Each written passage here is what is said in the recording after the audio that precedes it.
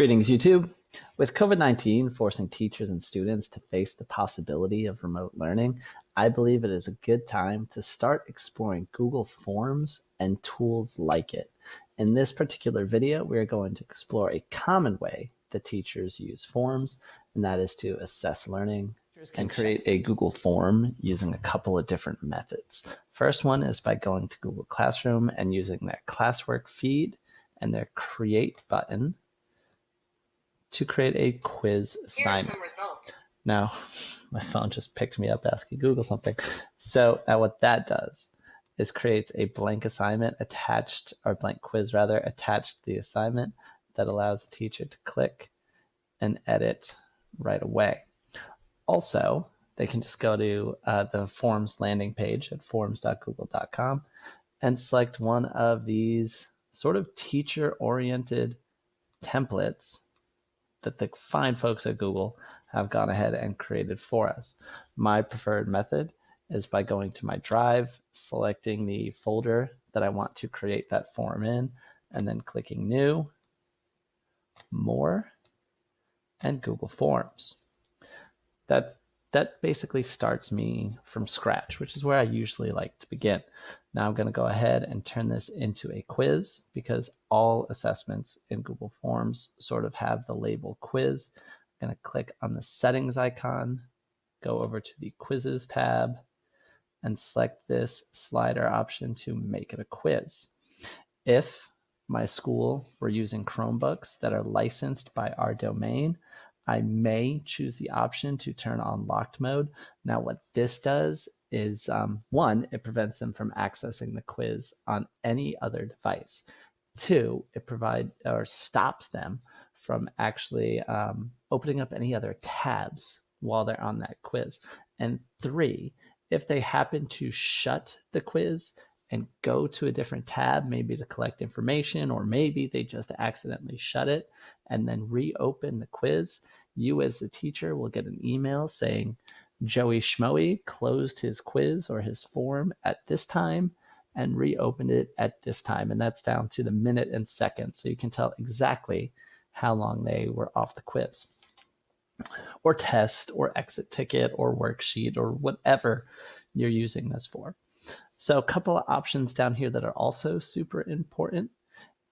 You may, especially if you're using short answer questions, which are a little bit trickier to get an accurate grade for, at least automatically, click on the release grade after manual review. This allows you to control when the students actually see their grade. And then this respondents can see section. Some of you may be a little wary of allowing this correct answer, and that is valid on tests and quizzes. You may want to turn that off if you're using this as a test or quiz, so you're not allowing students to see the correct answer and then share it with other students.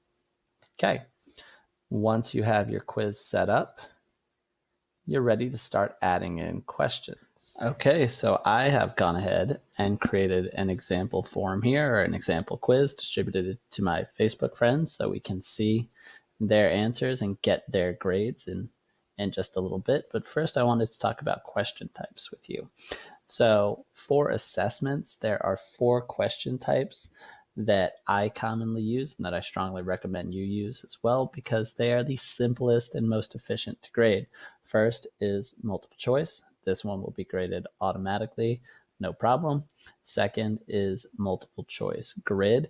This is great for matching type questions where you're using vocabulary or whatever. And again, graded automatically, really easy, excuse me. This is checkbox, so students can select more than one answer. Now, caveat here is that for the automatic grading, if they don't select all of the correct responses, they will get a 0.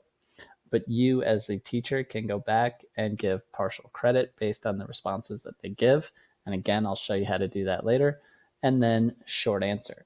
Okay, again, with short answer, it can be automatically graded, but if you have any errors in how the students type it in, spelling errors or whatever, it probably won't be counted unless you, on your answer key, have sort of already accounted for different variations in spellings.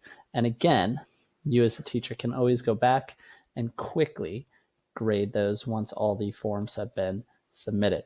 Okay, so to add a question, you're going to use the toolbar on the right-hand side.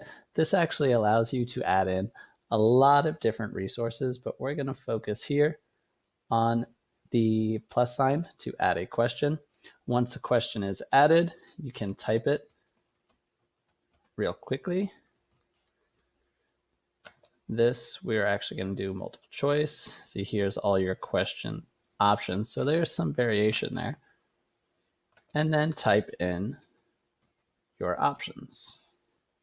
Once your options are typed in, since it's a quiz or a test, you want to click this required button down here. And then you're going to select answer key to actually put in a point value over here. Let's make that 1. And then you can select the correct answer. Hit done, and you can move on with the rest of your quiz. I'm going to go ahead and delete that one. Okay, multiple choice grid. The setup is a little bit different. In your rows, you probably want to put the longer content, and in your columns, you probably want to put the smaller content. This helps make sure that your question is really easy to read. You also probably want to limit columns to like 5 max, and that way students aren't scrolling left and right to try and find the appropriate column. So some options here is to limit to 1 response per column, so kids are not selecting the same option for multiple questions, and then probably to shuffle row order just to mix things up from one kid to the next. Answer key is really simple to set up. Each row is going to have its own point value. So this particular question is in reality 3 questions. And you just click on whichever one you want to be considered the correct answer. Okay, multiple choice grid. Nope, sorry. Checkbox set up just like a multiple choice question, except on your answer key, you select multiple correct answers. And for these, I usually have a higher point value to give partial credit if needed. Okay, short answer we've already sort of gone over. I suppose next step is actually collecting your data, getting your responses, and grading, and I'll come back to you in just a second with that. All right, so fast forward a little bit, your class is over and your quiz has been taken. You've got all the responses that you're going to get. I've gone ahead and I'm jumping over to the response tab, clicking this slider option here to turn responses off. If I wanted to collect all my responses in a spreadsheet, I would use this create spreadsheet button. Otherwise, I'm going to use these 3 buttons down here to see how my students did. Okay, so the summary tab gives a question by question breakdown, how many students got it correct, what type of responses you saw. Real good way to get a general feeling of how your kids did. The individual tab allows you to scroll through responses, see what your students put as their answers. You can even assign credit to an individual here. If you had collected emails, you could use a drop-down menu to target an individual response, but we want to grade the most efficiently we can, so we're going to go to the questions tab. Okay, the questions tab takes all of your responses to each question and bulks them into similar responses. So if 10 kids gave the same response to a question, you could grade all 10 of those responses with 1 click, right? So we're going to scroll through our questions, starting at the first one. Now there's an issue with the first one. I incorrectly marked Thomas Jefferson as a correct response for there, so 2 kids got credit when they should not have. I'm going to fix that by just clicking the X there. Okay, George Washington, I did not select as the correct answer, so these 5 kids who deserved credit did not get it. I'm going to click my checkbox, and that will give them credit. Yeah, let's go ahead and save that one before we move on to the next question. This is the multiple choice grid. Super simple. This graded itself. There were no issues here. So everyone got the credit that they deserved. Moving along. Okay, now the checkboxes are a little bit more difficult because there's a larger variety of response possibilities. Okay, so we have the people who got it all correct, who got full credit right away. This was automatically placed there. Okay, you have people that did some partial credit. Now I've already gone back and done this. I took this response, and the one person that got that, I used this button right down here. Whoop. Don't want to give them 10 points. And you can bring it up and down, or you can manually type in the points that you want them to give, or you can take away all points with the X, give all points with the check mark, whatever. Okay. So you hear some more or see some more responses sort of bulked up here, and then you can select how you want those to be graded. Before you go on to the next question, remember to hit save. Okay, and then on to the short answer. So short answer isn't always as cut and dry as this particular one was. It's a math question, so for the most part, they got it right or they got it wrong.